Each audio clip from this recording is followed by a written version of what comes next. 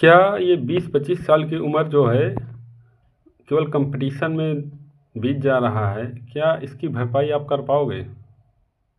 क्या आपने जो इमोशन अपने रोके हुए हैं, क्या उसको दोबारा प्राप्त कर पाओगे? क्या आपने एग्ज़ाम की तैयारी करने के बीच में जितने सारे एन्जॉय आपको मिलने थे, आपने उसको रोक कर सीधे एक ही लक्ष्य पर लगे हुए हो? क्या आपको समझ में आता है कि ये सब बहुत अच्छा नहीं हो रहा है? आपके अंदर एक विशेष प्रकार की ऊर्जाएँ इकट्ठी होती चली जा रही हैं, आपको ये नहीं समझ में आ रहा है? आप बंधे चले जा रहे हो, एक के बाद एक कड़ियाँ जुड़ती चली जा रही हैं। क्या आपको समझ में नहीं आ रहा है कि ये कड़ियाँ कभी हमारे लिए घातक हो जाएँगी?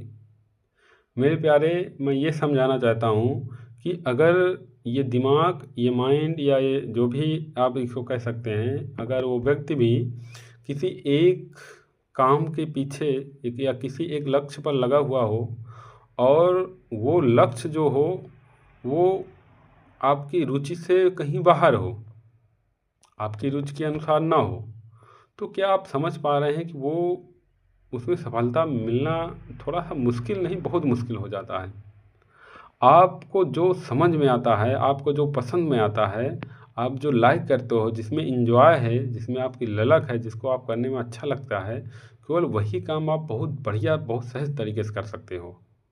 बाकी सभी काम हमें तो नहीं लगता कि आदमी उस काम में क्या कहते हैं, सफल हो जाए, थोड़ा-सा बहुत कठिन है।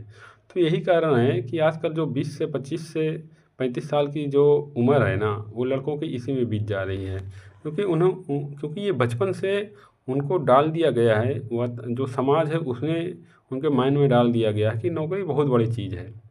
लेकिन आपको मैं बता दूँ, नौकरी बहुत बड़ी चीज़ है, मैं समझता हूँ, आपका खाना बदल जाएगा, रहन-सहन थोड़ा बदल जाएगा। लेकिन आप मेंटली डिस्टर्ब जो हो रहे हो इन 20-25 साल में, उसकी भरपाई आगे 20-25 साल तक तुम्हें भोगना पड़ेगा। तो इसलिए मैं कहता हूँ कि आप पढ़ाई कीजिए, ठीक है, लेकिन आप जो मेंटल हेल्थ है ना, उसको आप बचा के रखिए। वो बहुत काम आएगा। अगर उसमें कोई प्रॉब्लम हो गई ना, तो तुम्हें लगेगा कि यार मैंने बहुत कुछ खो दिया। अभी भी आप सोचिए अकेले होकर कि अभी तक जिस स्थिति में हो कि मैंने क्या खोया और क्या पाया। तो आप सोचोगे ना, बहुत सारी चीज़ें मैंने खोई है, पाई बहुत कम चीज़ें हैं, मात्र नन नन के बराबर। समझ रहे हो ना? तो मैं आपसे यही गुज़ारिश करूँगा कि ठीक है, मिले या नहीं मिला कोई बात नहीं है, कुछ और कर लेंगे, ठीक है ना?